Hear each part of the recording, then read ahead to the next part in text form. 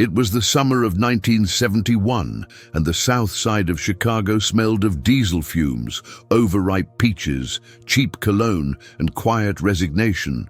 The open-air market on Maxwell Street buzzed with bargain hunters, old blues tunes playing from distant radios, and the shuffle of people trying to make it through the day. I walked with a limp no one noticed, in a tattered army surplus coat with sleeves too long and buttons mismatched. My face was covered in 3-day stubble, my breath sour from hunger, and my hands dirty from too many nights sleeping near the furnace grates behind a church that didn't ask too many questions. No one recognized me as Captain William Summers anymore. I wasn't a hero. I wasn't anything, just another forgotten face in the city's margins, one more ghost of the Korean War, wandering the streets with a head full of static and a name no one bothered to remember.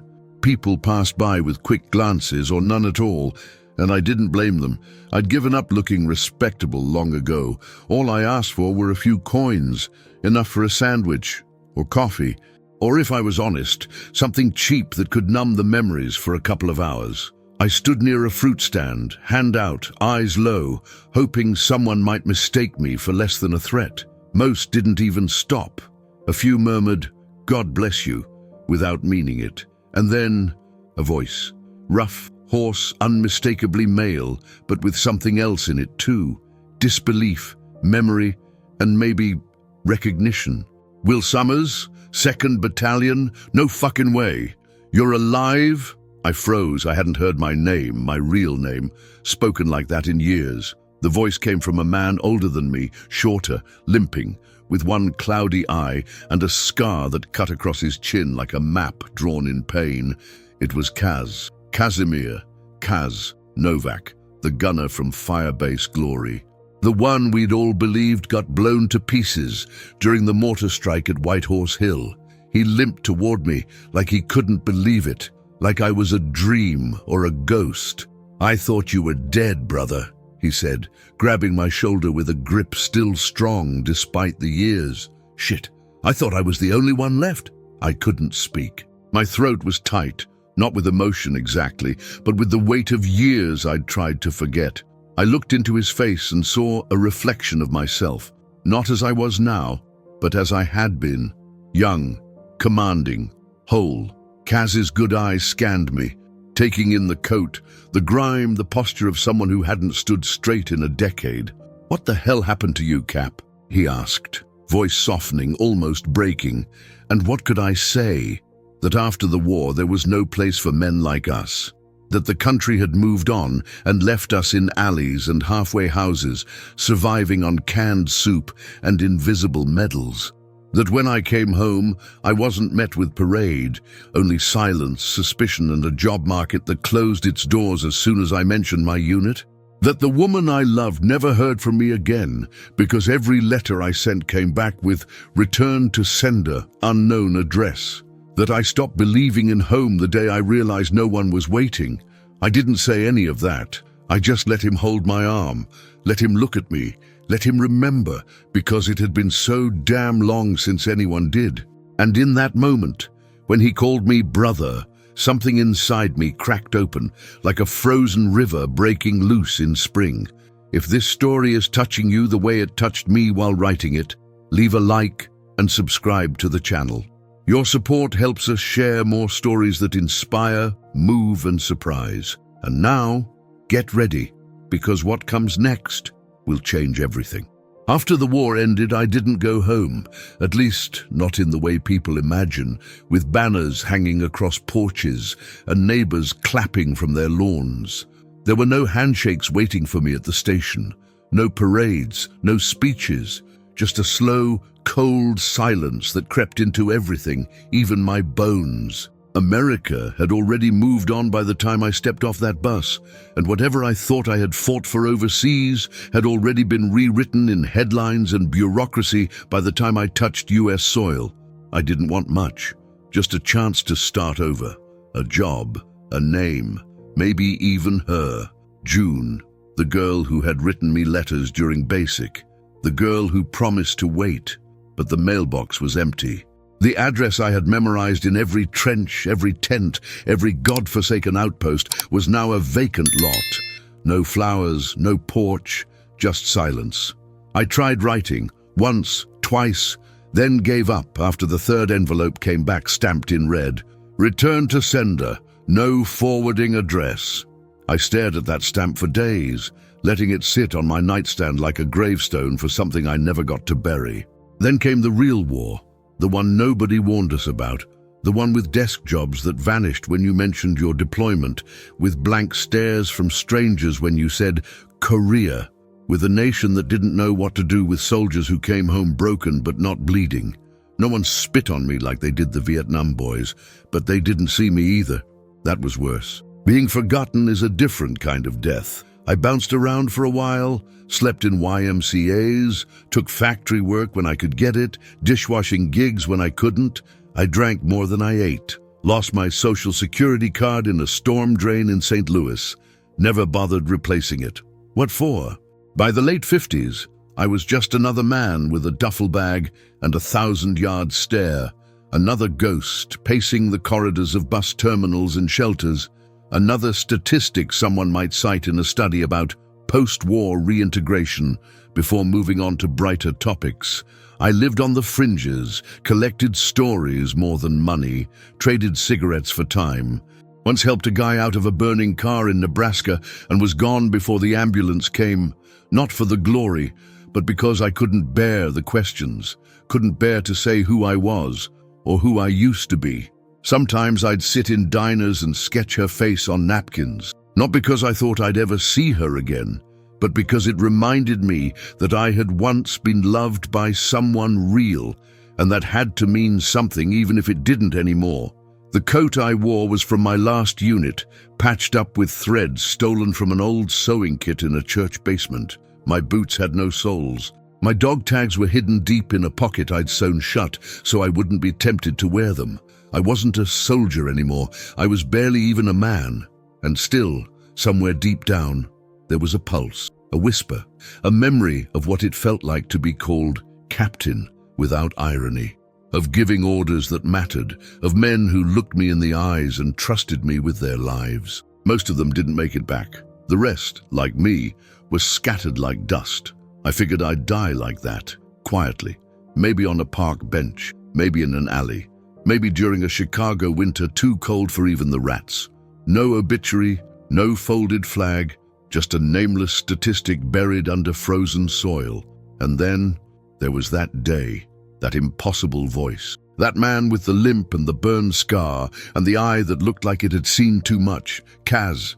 He grabbed my arm like no time had passed, called me trench brother, like we were still huddled together in a foxhole outside Inje, waiting for dawn, praying not to be shelled again. His voice didn't shake. Mine did. He said he'd been looking, that he'd asked around, that he'd heard stories about a captain who disappeared after the war, a man who once saved half a platoon by sprinting across an open field to disable a Chinese machine gun nest. I didn't say that man was gone. He already knew. What he didn't know, what no one had known for decades, was that I had never truly come back. Not really. And yet, when he gripped my shoulder and said, "You made it, Will, that's enough," I felt something stir in me that I thought had died in the snow somewhere north of Seoul. It wasn't pride, it was something simpler, recognition. Kaz's house sat on the edge of a quiet neighborhood just outside Joliet, one of those blue-collar, rust-edged towns where you could still hear the trains at night and the porches looked like they hadn't changed since Truman was president. The front steps sagged in the middle and the screen door creaked like a memory trying to get out. But inside, the place smelled of black coffee, old tobacco, and the kind of warmth you don't buy with money. The kind that comes from someone who's seen hell and still knows how to boil water for a guest without making it feel like charity. He didn't make a fuss, just led me into the kitchen, handed me a chipped mug, and said, "It's not the mess hall, but it'll do." I sat at the table with my hands wrapped around the mug like it was some kind of anchor. For a long while, we didn't say anything. He didn't ask where I'd been, didn't look for explanations. And that silence, that merciful, understanding silence, was the first thing in years that didn't feel like a threat. Eventually, he got up and motioned for me to follow. We passed through a narrow hallway lined with books and framed black and white photos, the kind you only take when you're still young enough to believe in the future. He opened a door to a back room, flipped on the light, and stepped aside. "This is where I keep the old ghosts," he said. It was a small room, but it carried the weight of entire decades, medals in dusty glass cases, helmets stacked like sleeping heads, maps, dog tags, folded flags, and one cracked leather-bound photo album that looked like it had been opened too many times by fingers that couldn't forget. And then I saw it, a photo, tucked into the edge of a mirror, faded but unmistakable. Me, with my sleeves rolled up and a grin that didn't yet know regret, sitting on a blanket in the sun. And next to me, June, her head resting on my shoulder, her bare feet in the grass, and that smile, that soft, knowing smile that once made the worst days tolerable. I hadn't seen that picture since 1952. I didn't even know it still existed. I touched the frame and felt something break loose inside me, something I'd buried so deep I thought it had turned to dust. "She gave me that," Kaz said, voice low.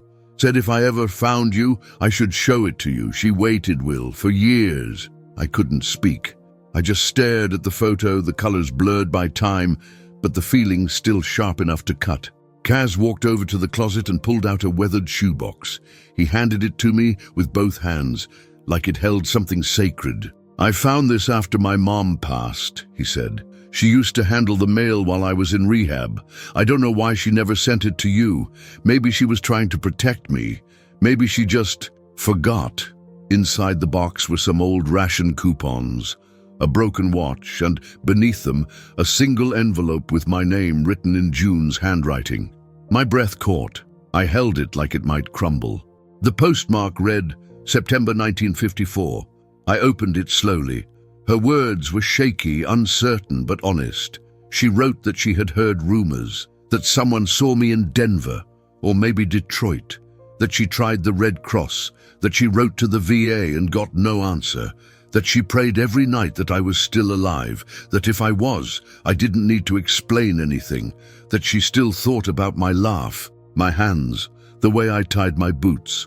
"If you're out there and you still remember me, know that I never stopped hoping you'd come home, not just to this town, but to yourself." I read it twice, then 3 more times. The words felt like sunlight and broken glass all at once, warming and cutting, illuminating and blinding. I set the letter down and leaned back in the chair, staring at the ceiling like it might offer an answer. "Why now?" I asked out loud, not really to Kaz, not even to myself, but to something bigger, to time, to fate, to whatever sixth sense of humor the universe had.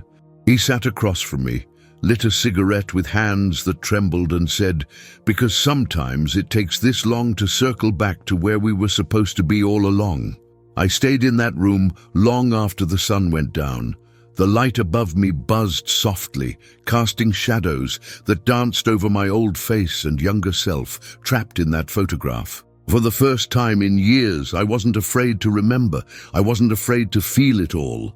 June had waited, and now I had a choice. I stayed in Kaz's guest room, if you could call it that, a converted laundry space with a cot, a dusty fan, and a cracked window that looked out onto a backyard full of weeds and broken tools. And for the first few days, I lived like a man in a waiting room between 2 versions of himself, one he could barely remember and one he no longer wanted to be. The letter from June never left my pocket. I carried it like a wound I wasn't ready to stitch shut. Sometimes, late at night, I would unfold it under the dim yellow light and read the same lines over and over, hearing her voice somewhere between the syllables, like it had never really left me, just waited in silence, frozen in ink, patient in a way only love could be. But love, if that's even what it was anymore, felt like a language I had forgotten how to speak. I washed up. I shaved. Kaz gave me some clothes that fit well enough. I looked in the mirror and saw someone who could pass for ordinary, but it was a disguise, a borrowed body, a former soldier playing dress-up as a man who still belonged somewhere. Kaz didn't press, not at first. He let me sit, let me wander around the edges of memory like someone tracing the outline of a minefield he already knew by heart. But eventually, over a plate of eggs one morning, he said, "You gotta go see her, Will. She waited. That counts for something." I didn't answer. I just stared at the yolk bleeding into the toast and thought about how many parts of myself I'd let starve over the years. He kept going. "You think she's expecting a hero. She loved you, not the bars on your collar." I put down the fork and said, "You ever look in the mirror and wonder if the man you used to be could stand the sight of what you become?" He didn't blink. "Every day. But that man's dead, and we're still breathing, which means we owe it to the people who still remember our names." I didn't sleep that night. I thought about showing up at her door and seeing her eyes go hollow, seeing the recognition flicker and then dim, like a candle that realizes it's burning the wrong wick. What if she'd rewritten her life without me, like a story that found a way to end even after its hero vanished? What right did I have to come crashing back in like an epilogue no one asked for? And worse, what if I went and she welcomed me in and I had nothing left to give because the war had taken more than blood and sleep and time? It had taken trust. It had taught me that everything could disappear in seconds. Men, homes, futures, even the sound of your own name. I wrote letters I never sent, whole pages, ripped them up, tried again. Each version sounded like someone else, someone who still knew how to ask for forgiveness. But I wasn't that man. I wasn't sure I ever had been. Kaz found me burning one of them in a coffee can out back. He didn't yell, just said, "You know what I think the bravest thing in the world is? Letting someone see you when you've got nothing left but the truth." The truth was, I was afraid.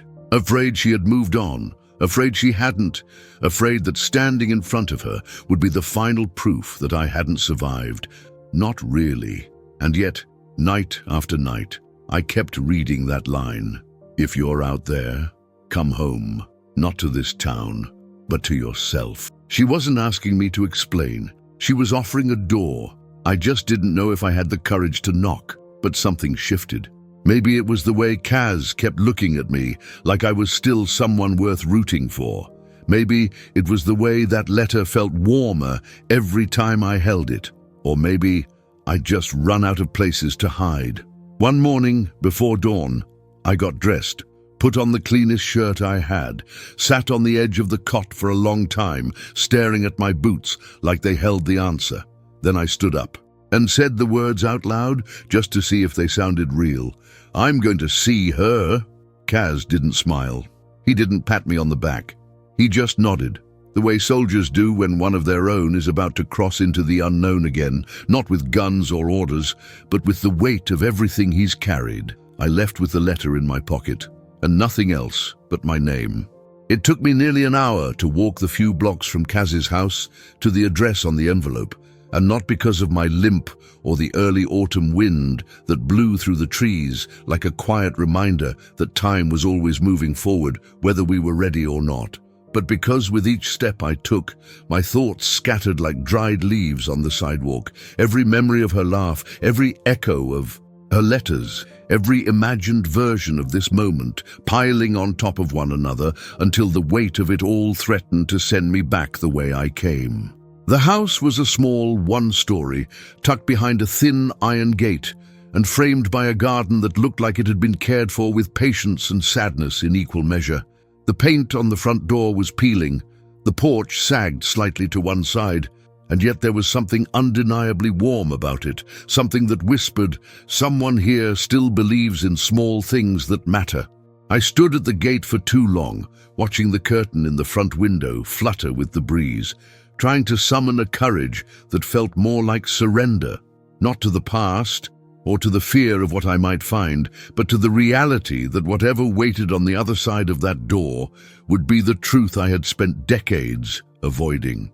When I finally knocked, my hand trembled, not from age or cold, but from the unbearable possibility that this door would open to a stranger, or worse, that it wouldn't open at all, that I had waited too long and wasted what little grace life had left to give. But then, slowly, deliberately, the door creaked open, and she stood there.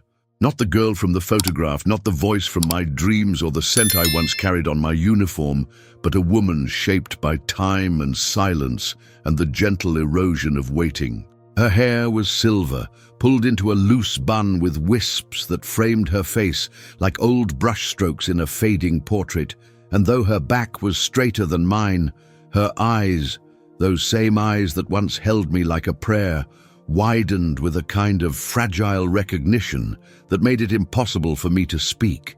She didn't say my name at first. Instead, she stepped forward, close enough to see the lines carved into my face by years of wind and war and wandering, and placed her hand on my cheek as if testing whether I was real or just another ghost that came with the season. When she finally whispered, "Will," it wasn't a question or a confirmation. It was a release, a letting go of everything she had kept locked inside for so long. I couldn't answer. I nodded, eyes stinging with something deeper than tears, and she didn't ask why it took so long, or where I had been, or why I hadn't come sooner. She just stepped aside and opened the door a little wider. The house smelled like chamomile tea, old wood, and something sweet in the oven. We sat in the front room, across from each other, without touching, without rushing, just watching the light move across the floorboards like we were waiting for it to speak first. She told me, softly and without bitterness, about the years in between, about the husband who had known from the beginning that her heart still carried my name, about the daughter who grew up hearing stories of a man who never came home, about the nights she left the porch light on just in case I found my way back. I listened, hands folded, not trying to explain or defend or apologize, because no words I had would have been enough to rewrite the silence I'd left behind. Instead, I told her about the years I spent on the road, about the meals I begged for, the faces I forgot, the nights I spent with nothing but the sound of trains and the memory of her letters to keep me alive. I told her the truth, not because I thought it would heal what I had broken, but because she had waited long enough to deserve nothing less. We didn't hug, we didn't kiss. There was no dramatic music, no tearful embrace. Just two people who had once shared something sacred, now sitting across from one another like survivors comparing wounds that would never fully close. And yet, when she poured me a cup of tea and asked, "Can you stay for a little while?" there was something in her voice, steady, kind, unafraid, that told me I had not come too late, even if the version of me she had waited for was long gone. So I stayed. We watched the sun go down from the porch, side by side, knees almost touching but not quite, as she told me about the garden she planted after her husband died, and I told her about a foxhole in Korea where I used to dream of sunlight on her hair. We didn't promise anything. We didn't plan for next week. We just sat there, breathing the same air again, letting time stitch something small and true between us. Not a reunion of lovers, but the meeting of two souls who had managed, despite everything, to hold on to something worth sharing. And in that silence, where nothing needed to be fixed or earned, I felt the strange, quiet weight of peace. Not the kind you fight for, but the kind you learn to recognize when someone still calls you by your name and means it. These days, I live in the back room of Kaz's house, a small square space with a window that faces the alley and just enough room for a twin bed, a lamp, and a chair I never sit in. And though it's not much, it's mine in a way that nothing has been for years. Not because I own it, but because I was invited into it without conditions, without shame, without having to explain who I used to be or wait. It took me so long to come back from wherever I'd been hiding. I work down the street now, at the local elementary school, where I unlock the gate in the morning and sweep the sidewalks before the first bell rings. The kids call me Mr. Will, and though none of them know I once commanded men through smoke and gunfire, that I once slept in mud with my rifle cradled like a child, I don't mind, because when they smile at me, when they wave from the windows or hand me a folded paper crane they made in art class, it feels like enough. Sometimes they ask me questions, not about the war, not yet, but about my boots or my old watch, or why I carry a small notebook in my back pocket. And when I do talk to them about what I've seen, I don't speak of medals or strategies or names carved into cold stone, but about courage that looks like kindness, about losses that don't make the news, about surviving things no one will ever write poems about and still learning how to plant something green in your own backyard. Kaz still sits out front most evenings, smoking those same off-brand cigarettes and listening to a radio that only catches the weather and the baseball scores. And when I join him, we don't talk much. Sometimes we pass a flask between us. Sometimes we just sit and let the sun fall over the street like a blanket we're still lucky to share. And though his limp is worse and my hearing's not what I used to be, there's a kind of rhythm between us that doesn't require healing or words. And then there's June. We see each other once a week, always on Wednesdays now, after she finishes her volunteering shift at the library. She brings me soup or pie, or sometimes just a book she thinks I might like, and I tell her what I saw on the bus that morning, or what one of the kids at school said that made me laugh. And even though we don't touch much, even though there are silences that stretch between us like old rivers, there is something honest in the way she still says my name, soft and certain, as if no version of me, not the captain, not the ghost, not the beggar, was ever truly lost to her. We talk about her daughter sometimes, about her late husband, about gardens and memory, and how the world seems to have gotten louder in some places and quieter in others. And I've learned that love, real love, isn't always about returning to what was, but about honoring what survived in spite of it. And me, I've learned how to walk through a store without hiding my face. I've learned how to sleep through the night without thinking of flares and thunder. I've learned that forgiveness doesn't always arrive like a trumpet blast. Sometimes it sits next to you on a porch and pours tea without saying a word. What matters most, I think, is that someone once reached out and called me something I hadn't heard in years. Not my rank, not a slur, not a pitying nickname, but something real, something earned, something deeply human. He called me Trench Brother, and in that moment, I remembered my name. We post new stories every day, real voices that move and inspire. If this one touched something in you, leave a comment, hit like and subscribe to the channel. Your support helps us keep these memories alive for all the ones still waiting to be heard.